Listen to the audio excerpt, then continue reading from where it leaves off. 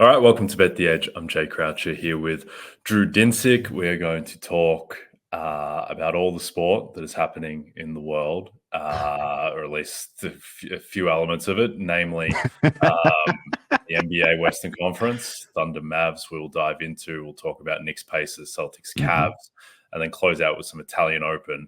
There is a lot of sport happening right now as we speak. Jamal Murray just hit a 55-footer to cap off an 8-0 run, which I may have decided the Western Conference, honestly, that 8-0 run to push it. And we'll see, maybe the Nuggets will go on and lose. But if they hold on here, they're back to being decisive favorites in the West. My beloved Florida Panthers have staged the remarkable comeback against the Boston Bruins with a very suspect tying goal, which I don't understand how Sam Bennett's goal was allowed to stand, but very thankful for it.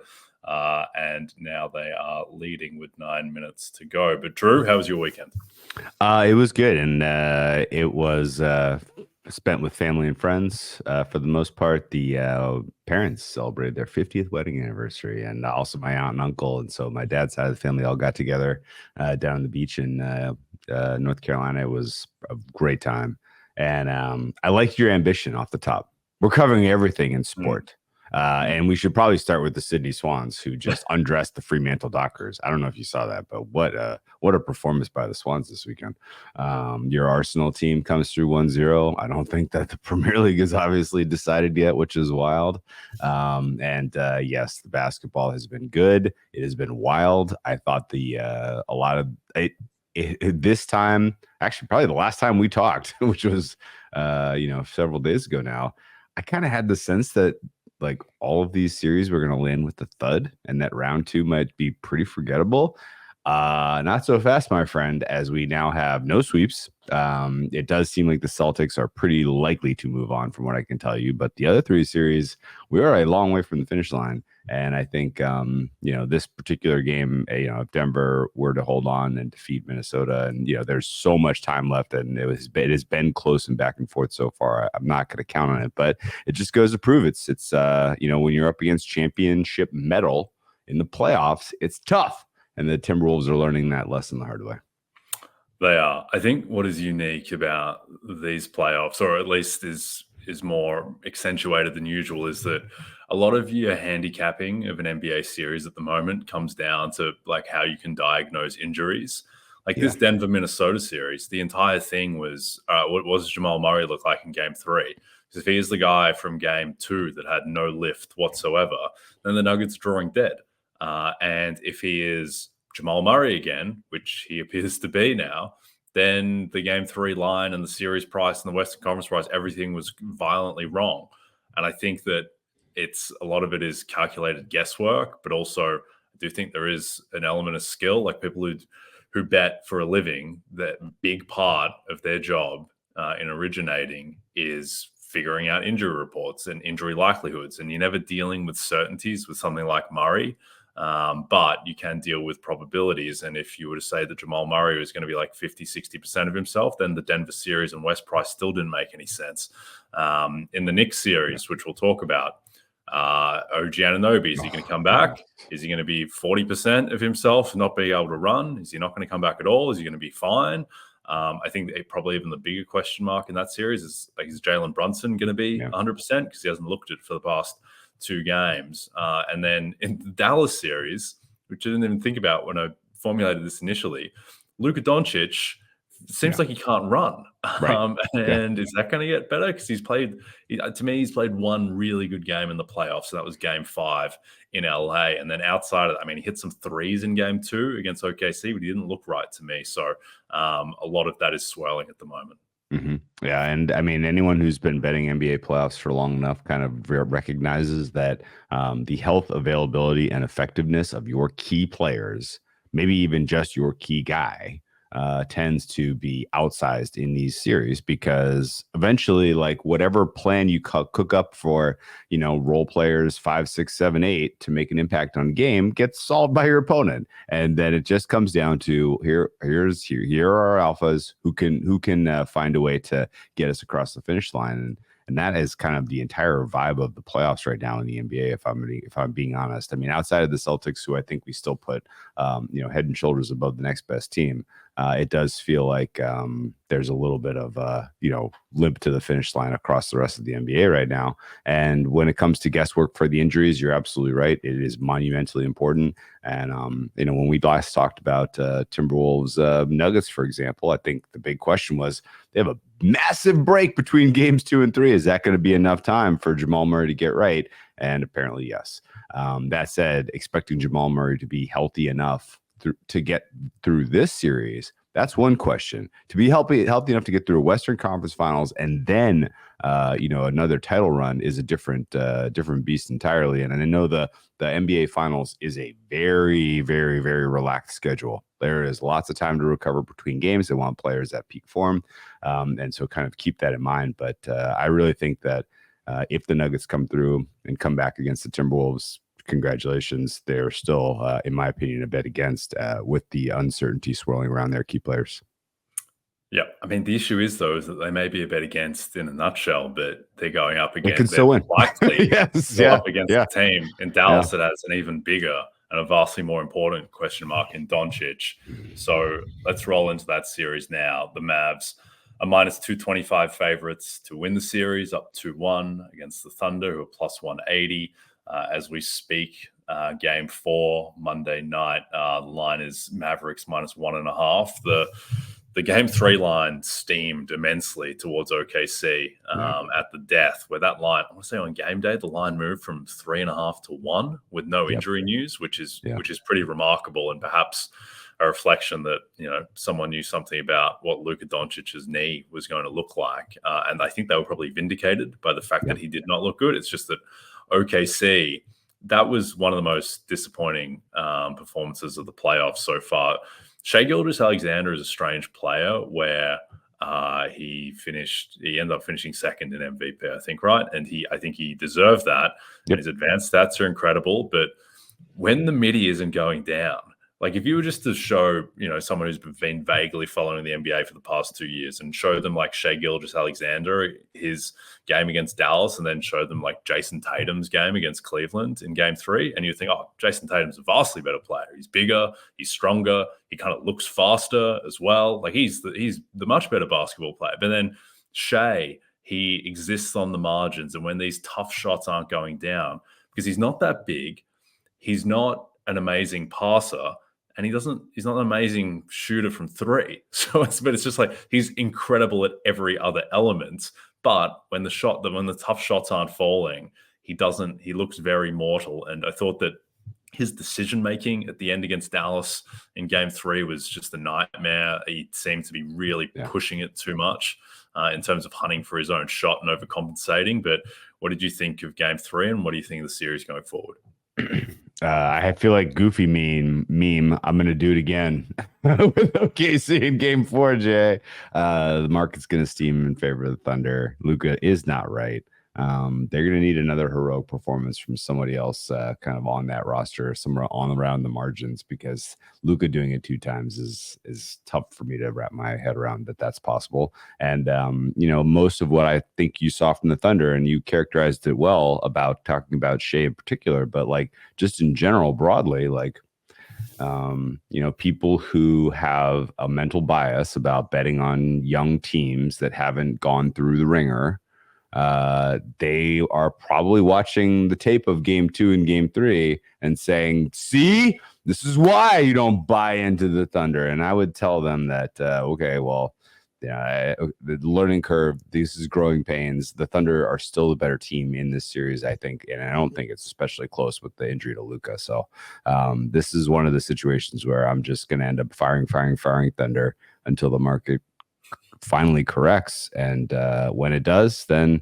hopefully it's not too late. But to the point of your Thunder game 3 kind of hot action commentary, I mean, I think that was the right side, and it lost, and that happens sometimes. And if you made a bet before it steamed and you got the clearly best of the number in an NBA playoff game 3, like that's you should pat yourself on the back. Although yes, you're still kind of left with a cold feeling because it was not to be. But I would say that game 4 is a nice spot for the Thunder. And I can't get even in the kind of ballpark of fair for series with the quotes that you were just talking about there. Mavericks minus 225. This is a coin flip game 4. If the Thunder win and they take home court back, this is one of the more volatile prices that we'll see in a while. And even if the Thunder lose game 4 and it's 3-1 Mavericks, the Thunder are going to be massive favorites in game 5, at which point it's a must win for them in game 6, where it's going to be kind of in this coin flippy range again. And the end of the series being compressed, I think, is a bad thing for Luka. And honestly, unless Kyrie Irving puts on his superhero cape and does something insane, which I don't think is likely considering the defensive matchups he's up against. Like, he doesn't feel like as much of a factor in this series as I thought he was going to be before it started. And so I think ultimately now is not a bad time to buy low on the Thunder if you still have the constitution for it. Yeah, I think it's a weird series because I think looking back now, if Luka had been fully healthy, I kind of think Dallas just would have trucked the Thunder when watching these first 3 games. With you watch everything else, all the Thunder, to your point, like all of your worst fears about the Thunder are kind of being exposed in these first 3 games where, they look a little not unprepared, but they're not optimizing. They don't seem to have much of a plan. It looks like a college offense at times, where it's just like my turn, your turn, drive and kick one-on-one, going against someone one-on-one who's not Luka Doncic. Like, the guy can't move. Why aren't you bringing him into an action every single possession against Jalen Williams or SGA? I just don't understand that. I never understand why teams just don't do what LeBron James did against Stephen Curry in the finals in 2016, where it's like, just every single time, just bring him into it. He's the worst defender on the team in his current state. And his specific weakness, Luka, if you're Kawhi Leonard, maybe you don't go at Luka because Luka is big and strong and smart. But the one thing Luka can't do is stay in front of guys who are quick. Right. And you've got Jalen Williams and Shai Gilgeous-Alexander who can blow by guys. I don't understand why they're not leveraging that more.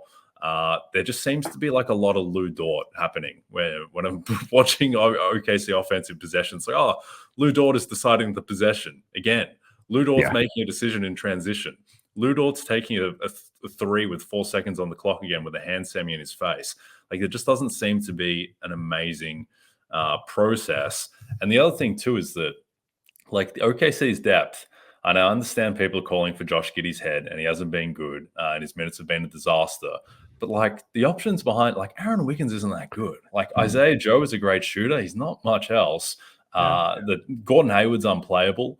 Jalen Williams is the bad Jalen Williams. They are getting destroyed in his minutes. They're winning. They're winning the series comfortably when Chet Holmgren is on the floor. It's just they're getting trucked in the Jalen Williams minutes. So all of this said, like, if Luka Doncic can't run, he had a fast break layup in the last game where he was like pushing his body towards the hoop. Like, he couldn't do anything. And I think that's only really exposed because he's Luka Doncic. You can never really tell if he's running or not.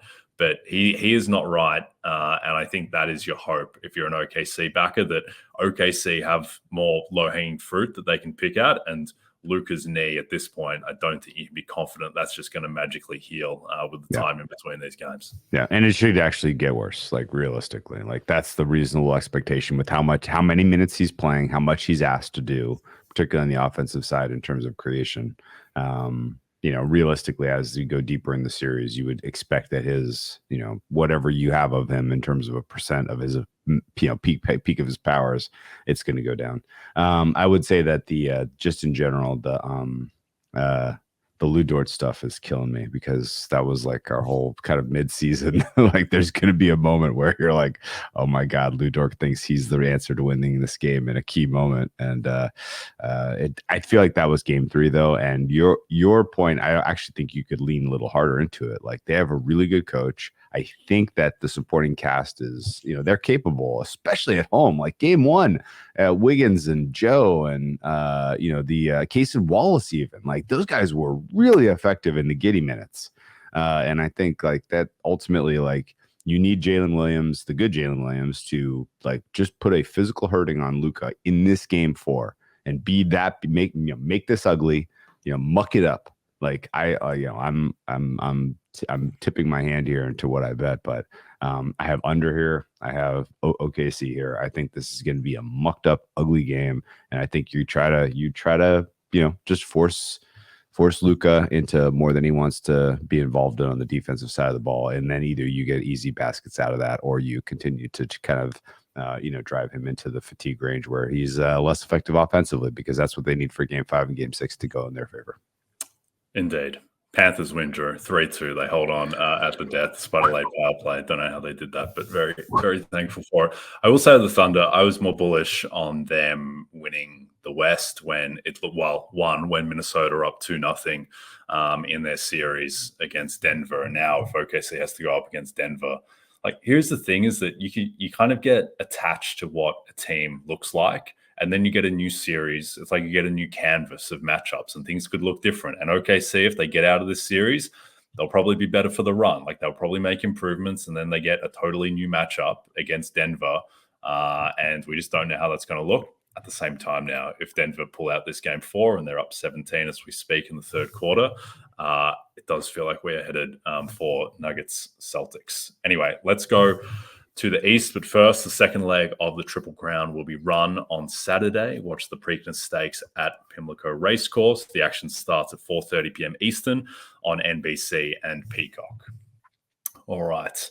Last thing I'll say on the West, like, my position there is I was able to get a chunk of Nuggets in the 8-1, 9-1 range after they went down 2-0. But my big cheer is just whoever wins the Thunder-Mav series. And I couldn't feel worse about that position, really. I just could not feel worse about it because the Thunder don't look good. I don't trust that Luka's knee is going to hold up at all. And look, Nuggets winning the West will be fine. Timberwolves is a bloodbath. I don't want that at all. But I feel like the winner of Minnesota Denver is likely getting out. But do you agree with that? I think the fact that these are going to be two taxing series now in round 2 is going to be consequential, right? If one of these two teams had really flexed hard and come through cleanly, then maybe it's a different story. But as it currently stands, I still think Minnesota Denver this could go the distance. I don't think, even with the Denver win on Sunday and potentially making this 2-2, which still a lot of game left. But if that were to happen, I think there's still some scope for Timberwolves forcing a game 7 there. Sure. I think there's just a lot of, they're getting a lot out of their bench still, and there are certainly still questions about how to best use Jokic, which is crazy to say considering how amazing he is as an offensive force. But he's done a good job in this series, in my opinion, of becoming more of a paint player and less of a 3-point shooter. His Game 1 3-point kind of philosophy was a nightmare for them and a disaster, and that actually correlates a lot with the Nuggets for whatever reason this season losing. Karl Anthony Towns being a little bit of a ghost offensively was a shock, and I think ultimately Nuggets Timberwolves could be a very physical, very difficult 7-game series. And if Mavs or Thunder were to get this done in shorter order, 5 for the Mavs is the best they could hope for, 6 and for the Thunder is the best they could hope for. Like, if that manifests, then you're going to have a little bit more time to get right potentially, and you're going to be a little bit less because it's tough, Jay, is Game 7. It's especially tough, a Game 7 at altitude. Like, whoever wins that Game 7 for Nuggets Timberwolves is going to be drawing dead in Game 1, even if it is in Denver with Mavericks coming to town, I think. So I would say that we still have a long way to go before we really kind of have a sense of how the Western Conference Finals will shake out, which is just to say that the big winners of everything that has happened in the last 72 hours is the Boston Celtics. Like, yes. Their conference is a joke. They are now probably coming through cleanly, and whoever comes out of the West is going to be so bloodied and beaten that it's going to make it that much more likely that they're the champs. Yeah, I've been backing some Celtics minus 450 East just because.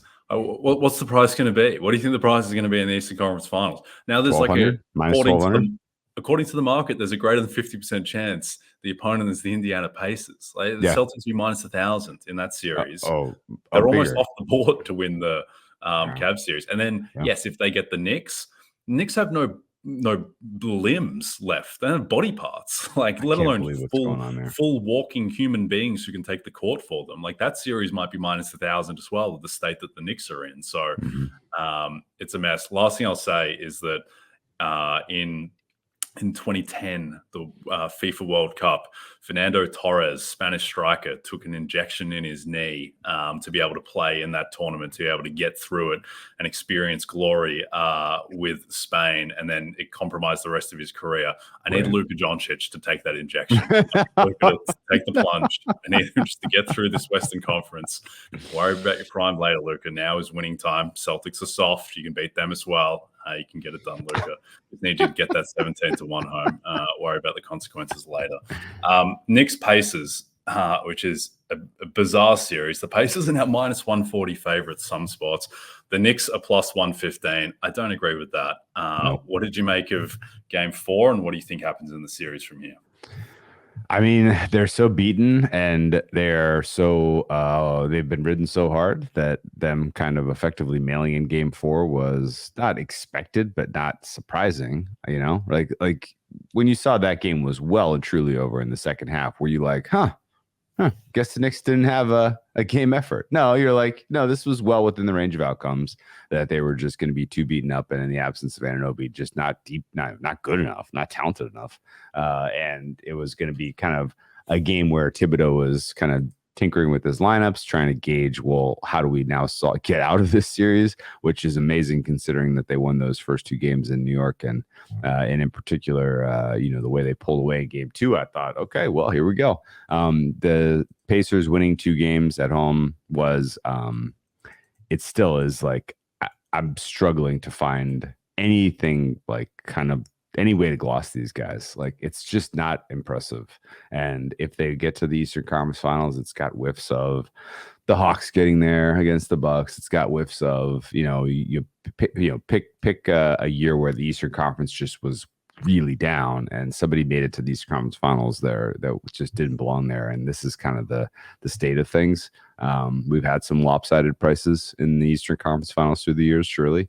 Particularly back in the day when it was LeBron and a bunch of other, kind of organizations trying to find themselves. But all that said, I think I am, even in the absence of OG Anunoby, surprised that the Pacers are favored to win this series, because Game 5 looks like a decent spot for the Knicks. I'm not expecting OG to necessarily come back before Game 7. I think the hamstring injury that he sustained looks significant enough to me that my kind of amateur armchair doctor diagnosis for him was he'll be back for 7, if then. And so I guess I won't be surprised if he is a no-show in Game 5. So I'm not betting the Knicks until that news hits the wire and it affects the market. But that said, I am not convinced that the Pacers have in any way solved Jalen Brunson. I know that the numbers would suggest that he's not playing as well in these last couple games. He could be dealing with injuries. Surely that's very possible, or just fatigue. But whatever the case is, he is still a uniquely impossible matchup for this defense. And I think he's going to have flex in Game 5.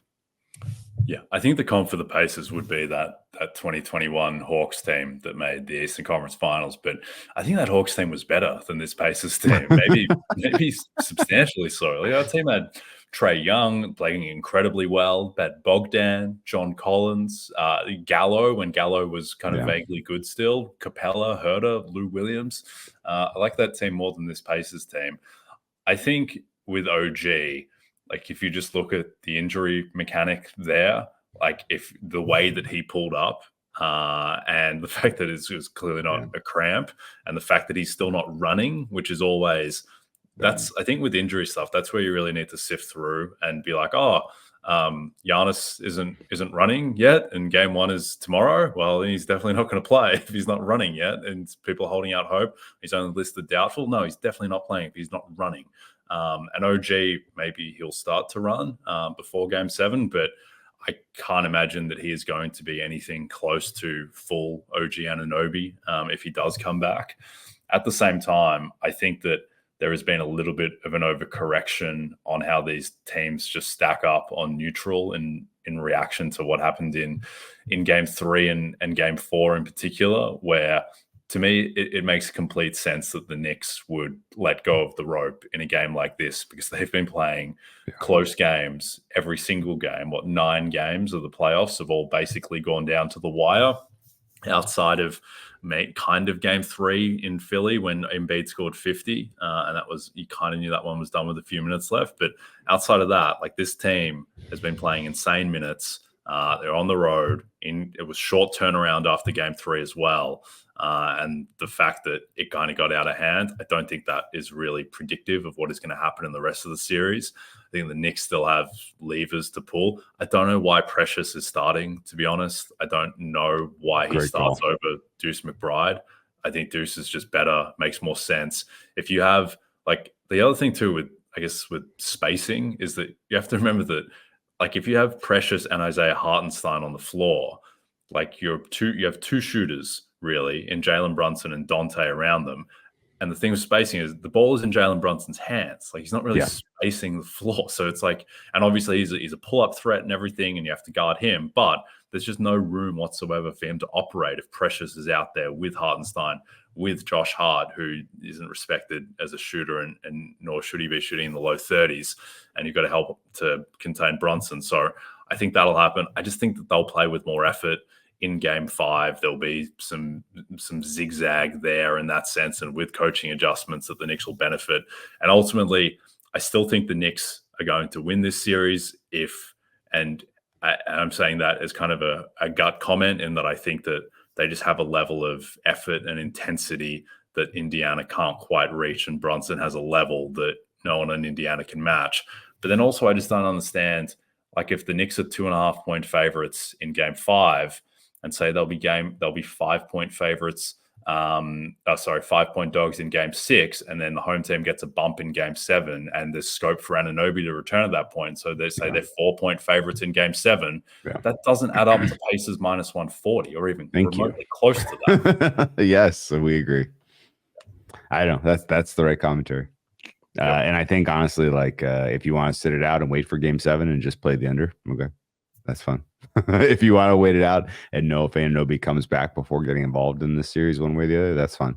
But I don't mind. I'm going to have finger on the trigger for firing Knicks game 5, and I'm waiting for the OG, kind of the negative news to hit the wire, because I'm not expecting him. Yep. No, I don't think he is going to play either in that spot. All right. So Knicks plus 115 is our play there. All right. Celtics Cavs. There is no play on the underdog in this series. The Celtics are minus 10,000, 16-1 is the Cavs price. And I thought this series had the chance to get interesting if Jared Allen was going to come back for game 3, just with how Mitchell has looked, and the Celtics obviously not having Porzingis, a little bit more vulnerable, and then the door was somewhat shut, and now Mitchell is banged up again, and even if Allen were to return, they are still severely up against it. And I think the main thing for Boston is that Tatum has struggled throughout the playoffs. There's been a lot of murmurs about him dealing with health issues. He looked fine. He looked completely fine, and he's kind of looked athletic and fine health-wise throughout, and I'm wondering if people are just inferring that, he's missing shots, thus he must be unhealthy or dealing with something, whereas I think he was just in a slump. Like, he's looked explosive to me. Mm-hmm. He's not grimacing like he was in the finals against Golden State, where it seemed like pretty clear that his shoulder was bothering him that series. He looks fine to me, and he played well in game 3, and now this series seems pretty done. Yeah, it's time to peak Tatum. If you're listening, like, you need to build into something strong here. And I agree that what I'm seeing from him is exact, all of the strengths, both sides. He's a two-way player, and he's often not credited for his, his defensive smarts, as you have pointed out on this particular playoff run. And I would say that Tatum, if he catches a little bit of shooting variance to the good and starts firing that shot more, he probably puts this thing away in 5. And I think I'm not a clear-eyed evaluator of this one a ton, because I bet aggressively into Celtics for game 3, and I kind of saw what I wanted to see out of that outcome where it's like, oh yeah, they were all that was the right side. They were the better bet. Yeah, that was correct. And so and maybe the truth is a little bit more in between there, and they just kind of caught the Cavaliers patting themselves in the back for a job well done in game 2, and we're a little bit less prepared and inclined to change things up and try to find new solutions in game 3. But that said, I think the Celtics are so clearly the better team here that a game 4 loss would truly floor me. Yeah. Do you have any play on Celtics -8.5 or the total at 205.5 in game 4? Yeah, over 205.5 to me. My number on this is 208. I'm not exactly sure why this has come down as aggressively as it has. I think the game 3 closer of 210.5. Can you square that difference? Like what exactly happened that you saw in game 3 that warrants a 5-point adjustment to this total? We're still in this part of the series where Cleveland is inclined to maybe try some things on offense to get things going, to try to stamp. Yeah, they have a home game. Their ancillary, their role players should play better, and that's mostly realized on the offensive side of things. So I'm kind of shocked that this was somebody's betting this under like they know the final score. Yeah, I will say one thing with these totals is that from anecdotally, it seems like the refereeing crews are having more impact. Oh, no question. No question. In this playoffs than usual, particularly Tony Brothers is calling absolutely everything. And so I'm not sure if that is potentially a factor. I haven't looked into the ref group of Celtics Cavs. But yeah, that series seems more or less a wrap. Though it is Boston, so you never know. This could absolutely be 2-2, and then Celtics will win Game 5 by 50, such is their nature. All right. Before we get to the Italian Open, Olympic champion Sydney McLaughlin-Levrone leads a star-studded crowd at the LA Grand Prix this weekend. Watch America's top track stars on Saturday at 3 p.m. Eastern as they continue their run-up to the Summer Games in Paris, only on NBC and Peacock. I butcher that last name. Is that okay? No, you nailed it. Okay. Yeah, you got it. And I mean, it's in LA. I should probably go. Yeah. There's no excuse. See the best athletes in the world. Yeah. Yep. Well, you probably can't go to Roma for the Italian Open, which we're going to talk about now before we sign off. Let's start on the men's side. Sasha Zverev, who has plummeted in my Sasha rankings after Sasha Barkov scored a magnificent game-winning goal against the Bruins, and Zverev was already lower in the rankings for other reasons. But he's plus 275. Tsitsipas plus 400. Holger Rune is 8-1, and then Daniil Medvedev is the same price. Do you have any plays on the men's side? Yes, you said won't be going to the Italian Open in person. You're right. But if there were one non-slam that I could travel to for tennis, the Italian Open is the top power rated next tier for me. Monte Carlo would be second after Italian Open. And I mean, being able to, watch the Mediterranean while you're watching tennis is pretty special. But the Italian Open always has a little bit more pomp and circumstance. And I don't know if you've seen it, but it's like the 1960s, like Olympic, kind of tennis venue with all the statues and the trees. It is legitimately very cool visually. And so I would love to see it, love to be there. That said, if you want to see the top men's tennis players in the world play for the Italian Open this year, Jay, I got bad news for you. They're all out. This was a weird early exit a no contest for Sinner and Alcaraz, who are both dealing with injuries. An early exit for Nadal and Djokovic, who were expected to try to use this as sort of the build-up event for the French Open. And right now, honestly, the men's side of the sport is kind of in a little bit of shambles. The highest peak that or at least the highest number that I have for any tennis player on clay this cycle actually goes to Stefanos Tsitsipas, which is a little surprising because his peak was at Monte Carlo, and he has potential here to back it up with a second Masters 1000 on clay, which would be a huge result for him. Zverev, I'm not seeing it. I don't think that necessarily this particular slower clay surface really, leans into his strengths necessarily. And he is always a candidate at any point in time for the double faults to start creeping into his game and just completely undress him. So Zverev is a false favorite here for me. I would have made Tsitsipas number one. And the rest of these guys, Rune, Medvedev, they're not playing good enough to be realistic contenders. Rublev is. He was your Madrid champion, although he made it painful. And the rest of these guys that are alive here, like I mean, like the difference in quality between them and Alcaraz on a good day is so great that it's amazing that here we are. But it's going to be a fight to the finish here, and whoever comes out, with this title in particular, especially if it's Tsitsipas, is going to have a lot of air under their wings heading into Roland Garros. So the men's side has never felt this wide open after, what is usually like a very clear and obvious. You get a lot of signal and a lot of data from the European clay's tennis swing to kind of help rate these players before French Open, which makes French Open like a little anticlimactic because you already kind of know. Well, this year we do not on the men's side at all, and so that actually, this is a lot of drama, and we could see someone emerge out of this mess and really start to peak. It could be Rune for all that matter. We know he has sort of the guts, in my opinion, at least to be a slam champion or at least in the mix. But my clay numbers so far compared to an average year they're looking pretty suspect.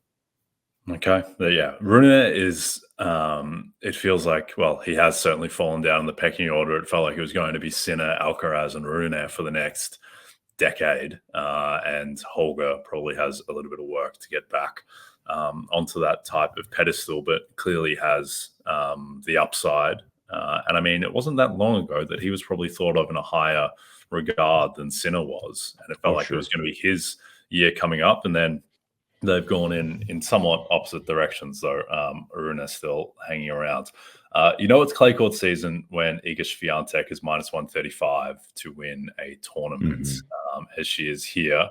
Arena Sabalenka plus 350. Danielle Collins plus 750. It wasn't that long ago. Danielle Collins is like 200 to 1 to win given tournaments. And now she is shorter than Coco Gauff, who is 10 to 1. Any reason to go against Iga in this one? I mean, a little bit of interest just because that's a pretty aggressive price. And while you're seeing good tennis from Iga on this clay swing, I wouldn't put it anywhere close to the peaks that we saw from her in her last couple of Roland Garros pursuits. My numbers for women right now, my raw number has Iga massive over the field. Sabalenka's next.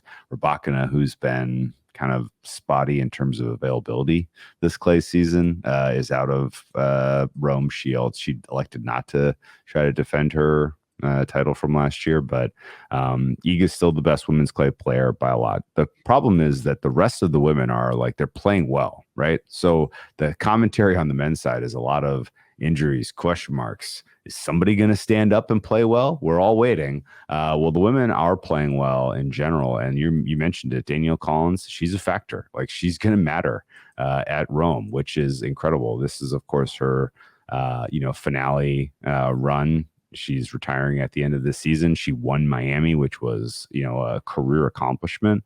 I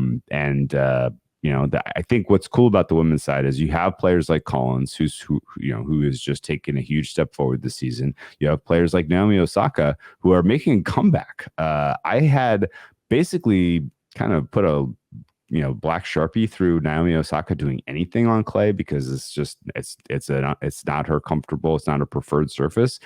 She has now 3 very impressive wins, and she's kind of actually escalating, which is cool. So she crunched Claire Burrell in her first round match, was amazing against the ranked Marta Kostyuk in her second round match. And then Daria Kasatkina, who tends to thrive on slower conditions like you have in Rome. Naomi Osaka took her down 6-3, 6-3. So where did this run of form come? I cannot tell you, but you should probably pay attention to it, because if she's playing this well in this tournament on this surface, I don't know that she's going to be a threat for Roland Garros by any stretch of the imagination, but she's definitely kind of building to something special this fall. So it's important to pay attention to.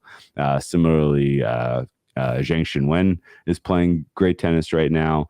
Maria Sakkari is playing great tennis right now. Paul Badosa back from the dead. And then just in general, like, if you wanted to say that there's a big gap between Iga and the second best player, I would disagree. I think Sabalenka is playing very well right now. She, I thought, was the second best, maybe the best player in last year's Roland Garros, but she had a criminal mental meltdown against Mukova in the semifinal. And I mean, that was like utterly criminal. And so if for whatever reason she just plays cooler, like she's going to be a problem to deal with. That she's definitely likely to win her quarter, and probably should have beaten Iga in Madrid finals. So women's game is in a great spot right now. You have so many fun stories and so many women who are just playing awesome tennis that it's going to be important to watch these. So I didn't even mention Coco Gauff, who's still around and who is starting to play better and build into something, maybe for a U.S. Open title defense attempt this fall. So yeah, the women's side of the game is in a great shape. And I don't even know what the best fourth round match is. They're all so incredible. Sabalenka Svitolina is going to be electric just because there's no love lost there with Svitolina representing Ukraine. You have Ostapenko, who's all of a sudden playing well. Danielle Collins, every single fourth round match has a reason to tune in. So the women's side in the finale of Rome here is going to be must see TV.